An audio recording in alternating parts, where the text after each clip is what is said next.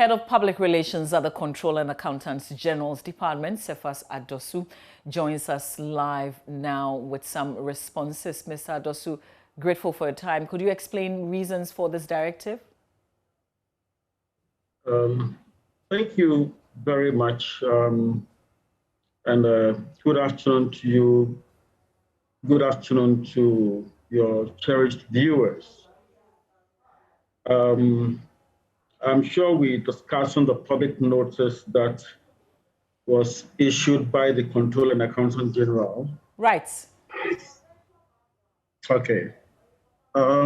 If you refer to the Public Financial Management Act 2016, Act 921, if you read Section 8, subsection 4, it details the mandates of the Controller and Accountant General's Department.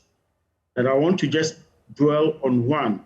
The 4C says that the Controller and Accountant General shall keep, render, and,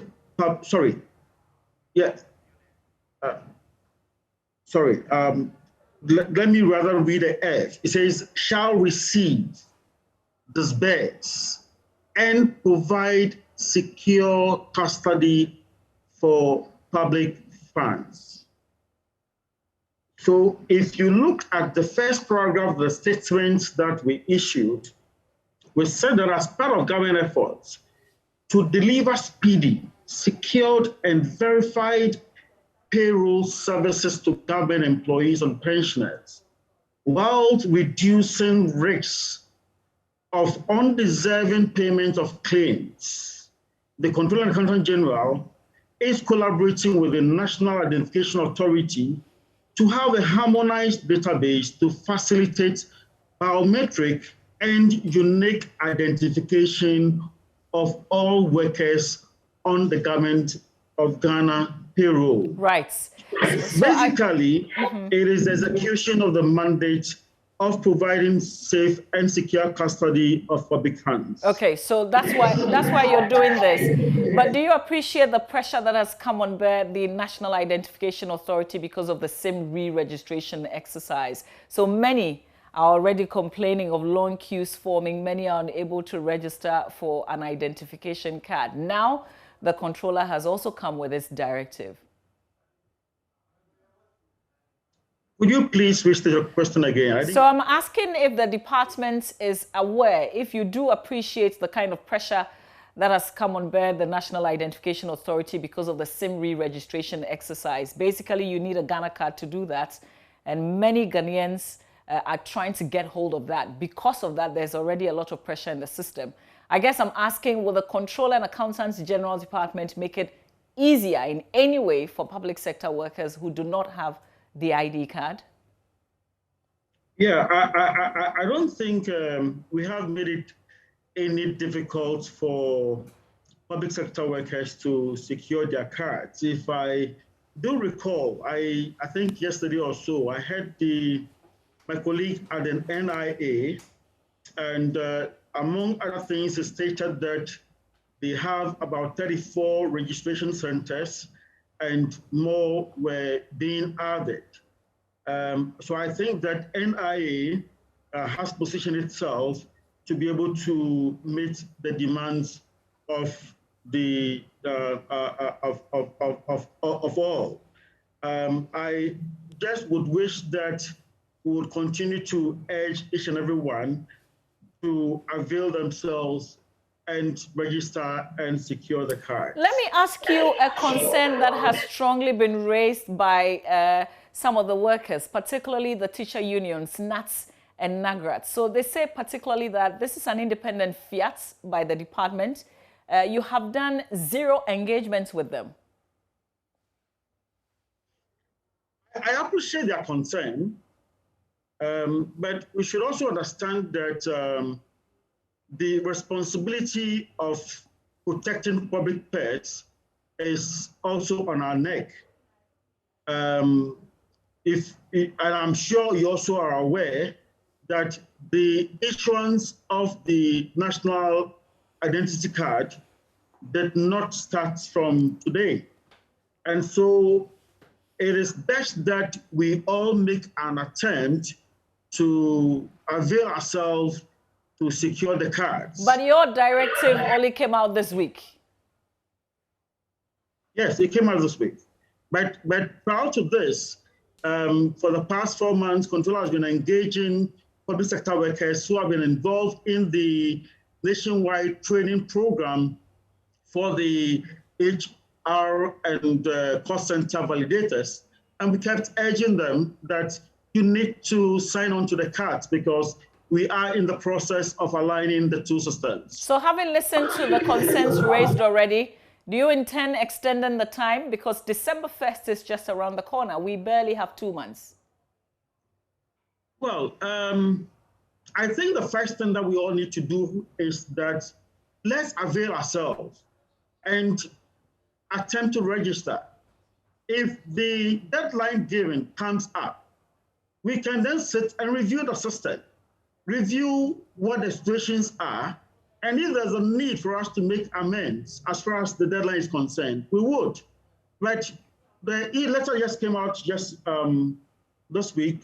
We have not even availed ourselves to see whether we could go through the process of registering for the cards. And we're only talking about the fact that the time is too short. I think we should first avail ourselves, register for the cards, then when the time is up, we can do a review and look at the way forward. Mr. Dosu, even those who want to do the premium service, which is supposed to be fast, spend hours in queues, more than 3 hours sometimes, to get hold of the card. So is it just a matter of the time being too short, or it's almost practically impossible? Are you saying that it's practically impossible to secure the Ghana cards? So are you saying, for instance, that public sector workers should leave their desk and go and queue for 4 hours maybe just to get hold of the Ghana card?